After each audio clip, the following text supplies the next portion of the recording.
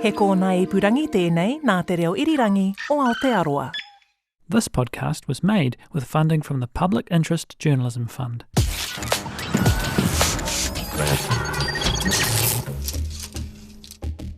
Kia ora. Welcome to In Case You Missed It. Ko tāne tōku ingoa. Time to tahuna te ahi with a look at what's been happening here in Aotearoa and overseas. Well, firstly, congratulations to Spain for winning the FIFA Women's World Cup on Sunday, beating England 1-0. What a momentous tournament that was. Now, India has made space history this week with the first ever landing on the moon's unexplored South Pole.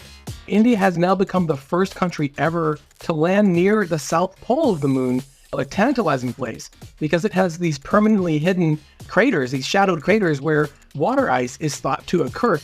India's second go at landing a spacecraft on the moon comes less than a week after Russia's mission failed. And a New Zealand company was watching the landing closely. Raycon provided several key parts in the navigation systems on the mission's lunar lander and rover vehicles. Now, are you a fan of the Super Mario Brothers? Well, Nintendo has announced that after almost 30 years as the voice of Mario, Charles Martinet is stepping down from the role. Hello, I'm a Mario. Okie dokie, let's make a pizza pie together.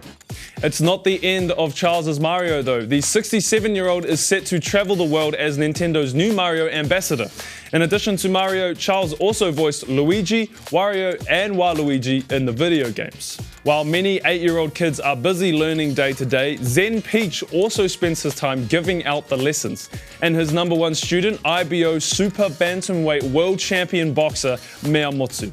Zen's dad runs Peach Boxing and was the first to recognize Motu's talent, but it was his son that earned her trust at the gym. He's worked every day, hustled by my side every day, and he's coming here morning and night and just given everything to me, and it means the world.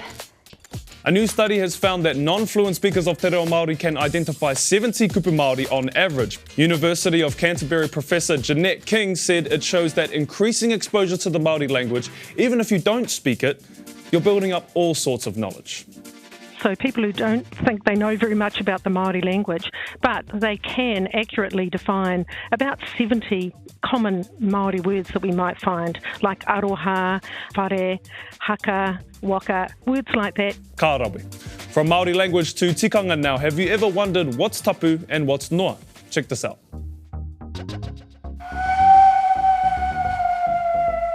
In Māori culture, tapu and noa are two very important protocols, or tikanga.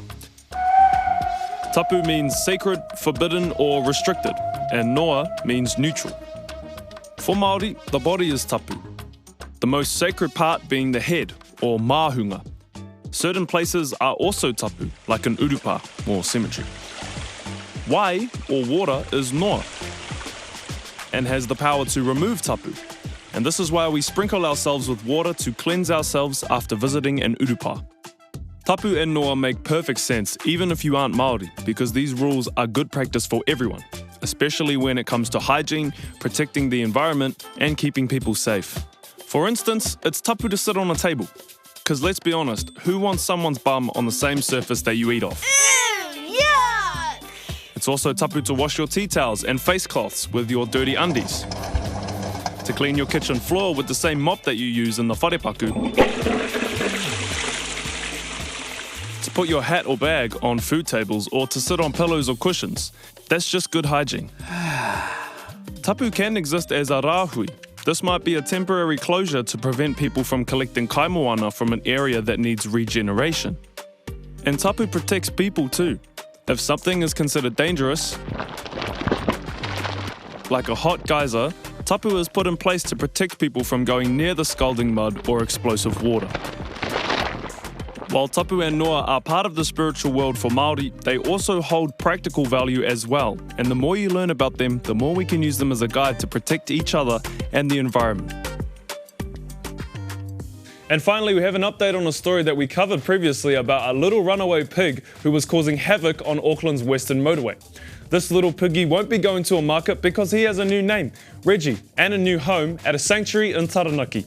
He'll be in good company joining some friends with similar stories to tell, including one pig rescued from floodwaters 6 months ago during Cyclone Gabrielle.